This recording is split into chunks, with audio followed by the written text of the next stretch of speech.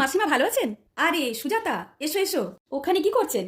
আর বলো না, আমার সোনার চুড়িটা ওইখানে খুলতে গেলাম আর খাটের নিচে পড়ে গেল। ওটা বার করার জন্য এখানে ঢুকেছি। তুমি বসো, আমি আসছি, চুড়িটা পরে নিয়ে আসছি আমি। আচ্ছা আচ্ছা, বসছি বসছি। হ্যাঁ রে দিদি, তুই কিছু খাবি? না রে বোনু, কিচ্ছু খাবো। হ্যাঁ রে, বুড়িটা তোকে কিছু দিয়েছিল? জল শরবত কিছু দিয়েছিল তোকে? বুড়ি? সেটা আবার কে? আরে আমার শাশুড়ির কথা বলছি। আর বলিস না, জীবনটা অতিষ্ঠ করে মেরেছে। কালকে 1000 টাকা চেয়েছিলাম, এমন করছে যেন কাল নাগিনীর মাথার মনি চেয়ে বসেছি।